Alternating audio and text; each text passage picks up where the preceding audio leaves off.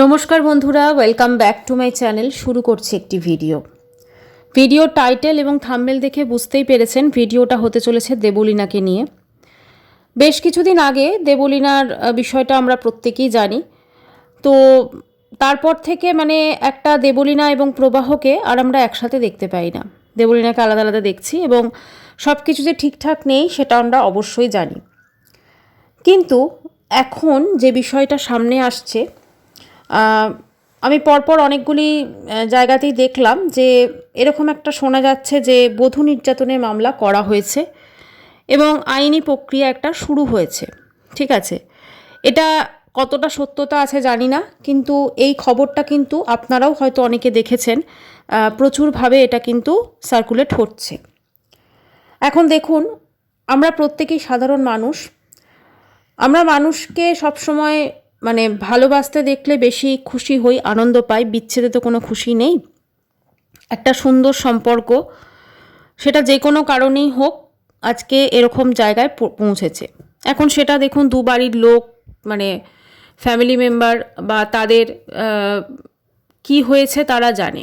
কিন্তু কোথাও না কোথাও যে ঘটনাটা সামনে আসছে, স্বামীর বিরুদ্ধে বধূ নির্যাতনের মামলা দায়ের করা হয়েছে। এখানে একটা কথা বলে রাখা ভালো যে বধূ নির্যাতনের মামলা করা হলেই কিন্তু সেই স্বামী যে দোষী হয়ে যাবে সেটা কিন্তু কখনোই নয়। অবশ্যই সেটাকে তদন্ত করা হবে এবং তারপরেই কিন্তু সেটা একটা সিদ্ধান্তে পৌঁছানো হয়। কিন্তু প্রবলেমটা হচ্ছে, যদি এটা সত্যি হয়ে থাকে তাহলে ধরুন মেন কথা কি, দুটো মানুষের যে সম্পর্ক সেটা ভেঙে গেল, তাই না? একটা যখন আইনি পথে কোনো জিনিস এগিয়ে গেল সেই সম্পর্কটা জোড়া লাগার সম্ভাবনা অনেকটা কম। হ্যাঁ, অবশ্যই সেখানে মিডিয়েশন প্রসেস থাকে, অনেক কিছু থাকে। কিন্তু কথা হচ্ছে যে আমরা কিন্তু দেবলীনার মুখ থেকে, বা দেবলীনার মাও বলেছিলেন যে মেয়ে সংসার করতে চাইছে, এই কথাগুলো কিন্তু আমরা শুনেছিলাম। আমরা থার্ড পার্সন, আমরা সত্যি মিথ্যা কোনটা আমরা কিছুই জানি না, বা কী ঘটেছে আমরা কিছু জানি না। কিন্তু ঘটনাটা যে খুব ভালো ঘটেনি সেটা কিন্তু যত দিন যাচ্ছে সেটা পরিষ্কার হচ্ছে। হ্যাঁ, দেবলীনাকে আমরা দেখছি যে সে বিভিন্ন রকম শোতে যাচ্ছে, তার যেটা জীবিকা সেটা করছে, সমস্ত কিছুই হচ্ছে। কিন্তু কোথাও না কোথাও ওর ভ্যালেন্টাইন্স ডের যে ব্লগ মতো দিয়েছে আর কি, তো ওখানে ওর ভেতরের যে কষ্টটা একটা মেয়ে হিসেবে কিন্তু ফিল করতে পেরেছি। ঠিক আছে, কোথাও না কোথাও আজকে এই ডিসিশনটা জানি না, এটা ওদের দুজনের ব্যাপার, কিন্তু মন থেকে বোধহয় এটাকে ও মেনে নেয়নি। হতে পারে যে হয়তো কিছু ভুল বোঝাবুঝি, কিছু অন্যরকম পরিস্থিতির জন্য আজকে হয়তো এই সম্পর্কটা এই জায়গায় পৌঁছেছে। কিন্তু ছবিগুলো তো আসছে দেবলীনা এবং প্রবাহর একসাথে, যে ছবিগুলো সেগুলো দেখে কিন্তু আমাদের খুব যখন ওদেরকে একসাথে ব্লগে দেখতাম খুব ভালো লাগতো, ওদের দুজনের কেমিস্ট্রি। এখন আমরা কিন্তু কখনোই বুঝতে পারিনি যে এতটা খারাপ হয়ে গেছে ওদের সম্পর্কটা ভেতর।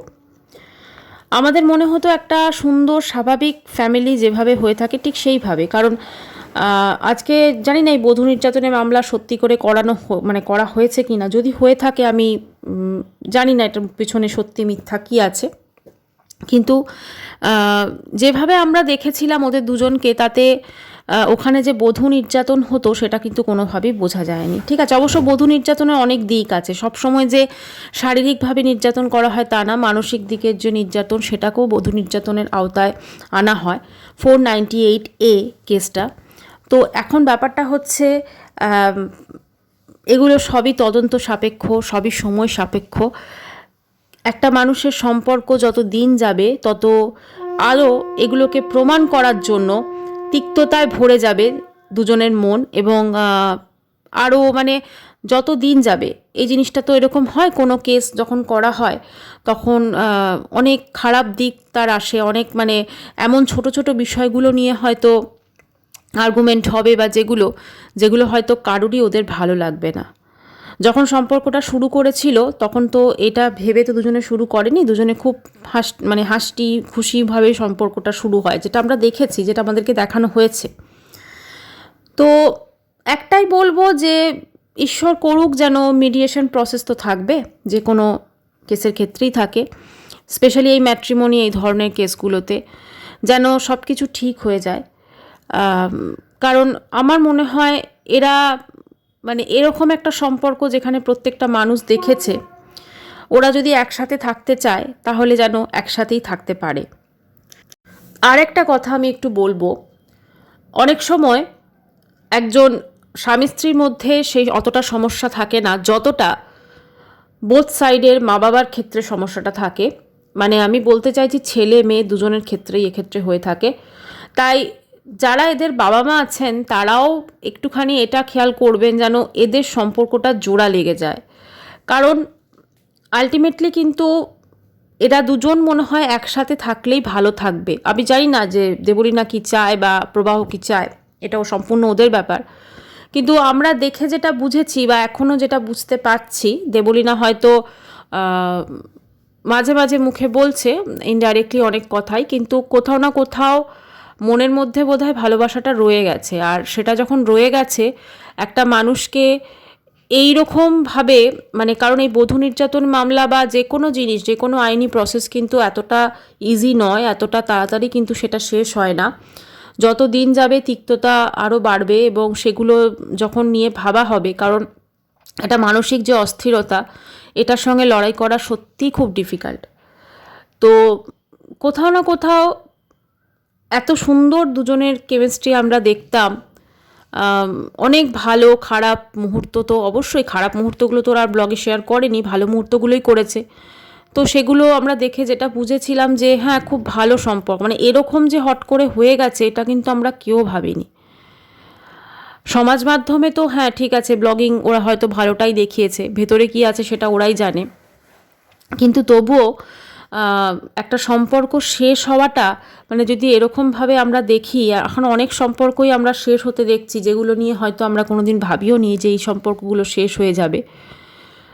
এগুলো সত্যি তাহলে পরবর্তী প্রজন্ম বোধহয় কোনো রকম রিলেশনশিপ গিয়েই মানুষের বিশ্বাস থাকবে না বিয়ে বা এই ধরনের জিনিসপত্রে। আর একটা জিনিস না, যেটা আমি আগেও বললাম, সেটা হচ্ছে যে দেবলীনা বারবার বলছে যে মাকে সে প্রচণ্ড ভালোবাসে, মাকে তারা মাকে করেছে বলে। সব কিছুর পেছনেই তো একটা করে কারণ থাকে। আমার মনে হয় সেই কারণটা বোধহয় দেবলীনারও একটু দেখা উচিত, বোঝা উচিত। কারণ দেবলীনার বাড়ির লোকও যেভাবে, আমরা তো দেখলাম প্রবাহকে সোশ্যাল মিডিয়াতে যেভাবে তাকে মানে ইনডাইরেক্টলি অপমান করাই ওটাকে বলে। দেখো ভেতর ভেতর হতে পারে ওদের খুব খারাপ সম্পর্ক, বা হয়তো মানুষটা প্রবাহটা সত্যিই খারাপ, আমি যদি ধরেও নিই, কিন্তু তাকে সোশ্যাল মিডিয়াতে এইভাবে বলাটা যে প্রবাহর ইনার ওয়্যারটাও নাকি দেবলীনা কিনে দেয় বা এরকম, মানে মা আর দিদির অতিরিক্ত মানে নাক গলানিতে অনেক সময় কিন্তু এই সিচুয়েশনটা হয়তো, প্রবলেমটা কি হয়, মা দিদি এরা তো আপন, তাই না? মানে যদি আমি ধরি আর কি নিজের লোক মধ্যে, আর প্রবাহ তো পর সেক্ষেত্রে। তো কোথাও না কোথাও দেবলীনার মধ্যেও একটা মনের মধ্যে একটা, মানে কি বলবো, একটা দোনামোনা চলে, এবং কোথাও না কোথাও দেবলীনা কিন্তু প্রবাহকে ভালোবাসে, কিন্তু তার সাথে সাথে সে তার মাকেও ভালোবাসছে। তো সেই ব্যালেন্সটা হয়তো ঠিকঠাক রাখতে পারেনি। কাজেই সব দিকটা ব্যালেন্স রাখার জন্য, মানে ওকে সব দিকটা ব্যালেন্স রাখার জন্য আমার মনে হয় এটা প্রত্যেকেরই দায়বর্তায়, সেটা ওর মা, সেটা ওর দিদি, এমনকি প্রবাহরও যারা পেরেন্টস রয়েছেন তাদেরও কিন্তু, ঠিক আছে, দেবলীনাকে ঠিক সেইভাবেই কিন্তু অ্যাকসেপ্ট করা, বা মানে অ্যাটলিস্ট তাদের জন্য যেন ছেলে মেয়ের কোনো রকম ক্ষতি না হয় সেটা অবশ্যই দেখা দরকার। একটা সম্পর্ক এরকম জায়গায় পৌঁছে যাবে, আমি যখন দেখছি অনেকগুলো, আমি ফেসবুকে দেখলাম অনেকগুলো এরকম পোস্ট হয়েছে যে আইনি পথে বধূ নির্যাতনে মামলা করা হয়েছে, ওরা আলাদা থাকছেন। আলাদা থাকছে সেটা তো আমরা বুঝতেই পেরেছি, কিন্তু এই জিনিসটা মানে খুব একটা ভালো লাগছে না দেখতে। আমরা তো ওদেরকে একসাথে দেখেছি, আমরা একসাথে দেখতে সত্যি কথা চাই, যেন সম্পর্কটা জুড়ে যায়। আর আলাদা আলাদা থেকে আমার মনে হয় না দেবলীনাও ভালো থাকতে পারবে, আর ওদিকে প্রবাহ ভালো থাকতে পারবে। মাঝখানে যে জিনিসটা রয়েছে সেটা হচ্ছে ইগো। এখন এই ইগোটা আরও বেশি করে ঠিক এই কারণেই হয়েছে, এই দেবলীনার ওই ঘটনাটা ঘটার পর থেকে সোশ্যাল মিডিয়াতে এতভাবে ওর মা এবং দিদি জানিয়েছেন না, সত্যি যে কোনো মানুষেরই এটা খারাপ লাগবে। আমার মনে হয় দেবলীনাও যদি একটু দেখে নিজেকে প্রবাহর জায়গায়, প্রবাহরও যেমন খারাপ লেগেছে ওদেরও হয়তো লাগবে। তো একটু অবশ্যই ভাবা উচিত। আর সম্পর্ক একবার ভেঙে গেলে সেটা জোড়া লাগানো খুব ডিফিকাল্ট, এবং সেই সম্পর্কটা জোড়া না লাগলেও না একটা যে কষ্ট সারা জীবনের জন্য কোথাও না কোথাও রয়ে যায়। হ্যাঁ, হয়তো ভবিষ্যতে প্রত্যেকেই মুভ অন করে, কিন্তু ততদিন অবধি যে কষ্টটা সেটা রয়ে যায়। আর আমার মনে হয় দেবলীনা প্রবাহকে প্রচণ্ডই ভালোবাসে, কারণ ওর আমার খুব খারাপ লাগছিল ভ্যালেন্টাইন্স ডের দিন ও একটা গান করছিল এবং ওর চোখে মুখে কিন্তু যে হতাশা, সেই হতাশাটা কিন্তু পুরো ফুটে উঠেছে। সে হতাশাটা কিন্তু ও লুকোতে পারেনি, যে ভ্যালেন্টাইন্স ডের দিন আগের বছরও খেতে গেছিলো এরকম বলছিল। তো যখন এতটা ভালোবাসা আছে, তাহলে যদি মনে হয় যে কিছুটা ইগোকে কম করে যদি সেই জিনিসটাকে ঠিকঠাক করা যায়, বা ও হয়তো চেষ্টা করেছে অপোজিট সাইড থেকে, প্রবাহর তরফ থেকে সেরকম কোনো কিছু হয়তো আসেনি, দেখা যাক। সম্পর্ক আমার তো মনে হয় ঠিক হয়ে যাবে। সম্পর্ক দুজনকেই আমরা দেখেছি খুবই ভালো, মানে দেখে যে দেখুন প্রত্যেকটা মানুষেরই নেচার ওয়াইজ তো আলাদা হয়, কিন্তু আমরা তো ব্লগে দেখেছি ওরা তো ডেলি ব্লগ করতো, দুজনে যেন এক হয়ে যায়। এবং আমরা প্রত্যেকে চাই যে দেবলীনা ভালো থাকুক প্রবাহর সঙ্গে, মানে ও যদি চায়, ইনফ্যাক্ট আমার মনে হয় ও চায় প্রবাহর সঙ্গে সংসার করতে, সব কিছু যেন ঠিক হয়ে যান। আর কেস করা মানেই কিন্তু কোনো জিনিসের মানে একদম পুরো কেস করে দিলাম মানেই সে জব্দ হয়ে গেল বা সব ঠিক হয়ে গেল, তা তো না। একটা কেস করলে সত্যি কথা বলতে কি এর সিদ্ধান্তটা কখন হবে সেটা আলাদা ব্যাপার, কিন্তু এই জিনিসটা বছরের পর বছর চলতে থাকে, এবং তো তখন যে মানসিক অস্থিরতা সেটা সত্যিই মানে মেনে নেওয়া যায় না। ঠিক আছে, তখন কিন্তু খুবই কষ্ট দুজন মানে দুটো ফ্যামিলিরই হবে যদি হয়ে থাকে। আমি জানি না, কিন্তু এইটা পরপর অনেকগুলো পোস্ট দেখলাম যে বধূ নির্যাতনের মামলা করা হয়েছে, বধূ নির্যাতনের মামলা করা হয়েছে। তো সত্যি যদি হয়ে থাকে তাহলে এটা আমার মনে হয়েছে যে বধূ নির্যাতনে মামলা করার মতো কি ছিল সত্যি কোনো কারণ। কারণ আমরা কিন্তু যদি সেরকমই থাকতো তাহলে দেবলীনা মনে হয় না এরমভাবে ব্লগিং করতে পারতো, বা আমরা তো দেখেছি ওকে না সমস্ত শ্যুট মানে ব্লগিং করতো, তারপর শো করতো, অনেক কিছুই দেখেছি আমরা। দেখা যাক, সময় অনেক কথা বলে দেয়, সময় অনেকের মুখোশও খুলে দেয়, এটাই বলবো। যেই ভুল হোক বা যেই ঠিক হোক না কেন মুখোশ তো খুলে যাবে, কিন্তু একটা সম্পর্ক যে নষ্ট হয়ে গেল, একটা সম্পর্ক যে একদম শেষের দিকে এগিয়ে গেল, এটা কি সত্যি কাম্য ছিল? এটা তো সত্যি কাম্য ছিল না, তাই না? খারাপ লাগছে, এই পোস্টগুলো বারবার চোখের সামনে আসছে, আর মনে পড়ছে ওদের ওই ব্লগিংয়ের দিনগুলো। কি সুন্দর ব্লগিং করতো দুজনে, দুজনের ছোট ছোট মুহূর্তগুলো ক্যামেরাবন্দি করে খুব সুন্দর ব্লগের আকারে আমাদের সামনে পোস্ট করতো, আর সেগুলো দেখে আমরা খুব ভালো লাগতো। মনে হতো যে বাবা কত সুন্দর এরা, মানে কত হ্যাপি ফ্যামিলি। সত্যি সোশ্যাল মিডিয়াতে জানি না অনেক পোস্ট আমরা অনেক ব্লগিং দেখি, হয়তো সত্যি তারা ভেতর থেকে মানে অতটা হ্যাপি নয় যতটা হয়তো আমাদের শো অফ করে। একটাই বলবো, সব ঠিক হয়ে যাক, কারণ সম্পর্ক গড়াটা খুব মানে অনেক টাইম লেগে যায়, তো ভাঙাটা টাইমই লাগে না। সেখানে যদি এরকম বধূ নির্যাতনের মামলা বা এই ধরনের কোনো জিনিস যদি ঢুকে যায়, তাহলে একটা সম্পর্ক জোড়া লাগার যে মানে পসিবিলিটি সেটা অনেকটা কমে যায়। দুজনেই বিচক্ষণ, দুজনেই অ্যাডাল্ট, দুজনে দুজনের সিদ্ধান্ত নিতেই পারেন, কিন্তু আমরা প্রত্যেকে চাই দেবলীনা এবং প্রবাহ এক হয়ে যাক।